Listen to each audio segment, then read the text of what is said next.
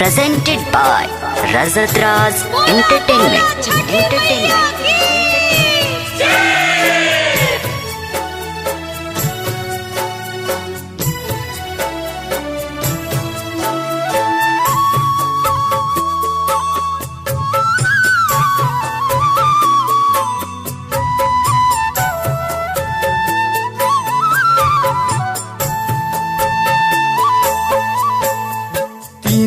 दिन से भूखली बरतिया उठवा गईले झुराए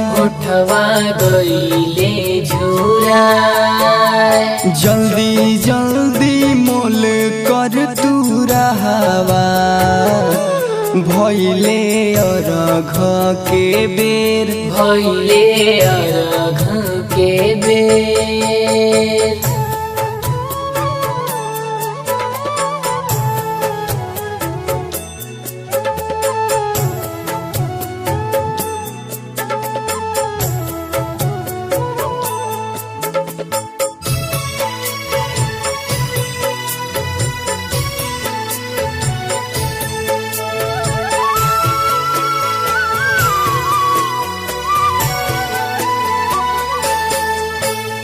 धनी हमार करस छठ बरतिया हम करी के रावा के मोल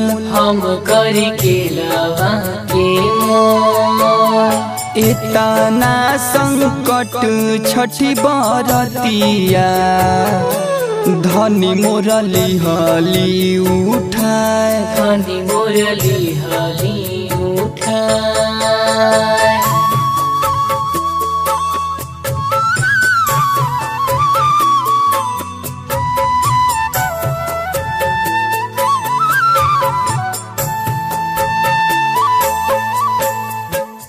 काचही बस के बहंगिया बहंगी लचकत जाए बारे के पकीरे सड़किया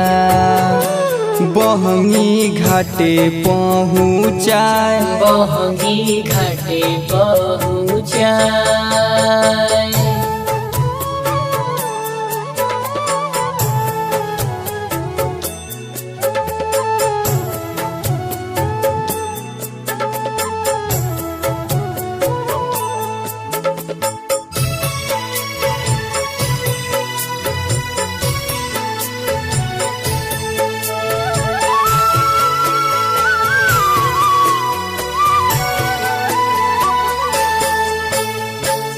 चारही खड़ के पोखरवा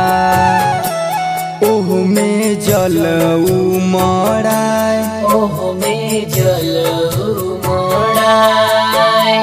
गंगा माई के उचिरे अररिया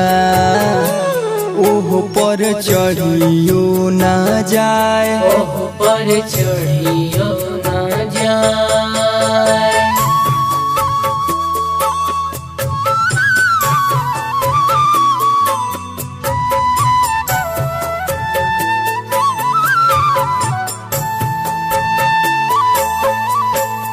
तीन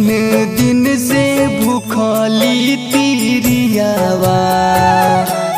बाली जल बीचे खाड़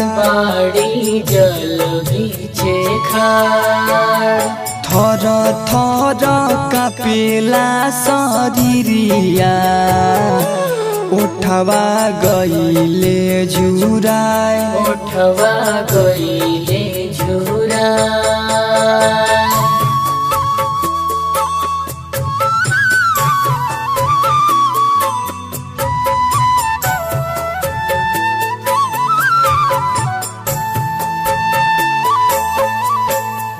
देर काहे भइले आदित्य देवा भइले अरघ के बेर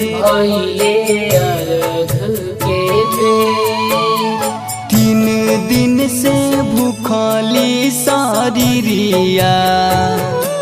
उठवा गईले झुराए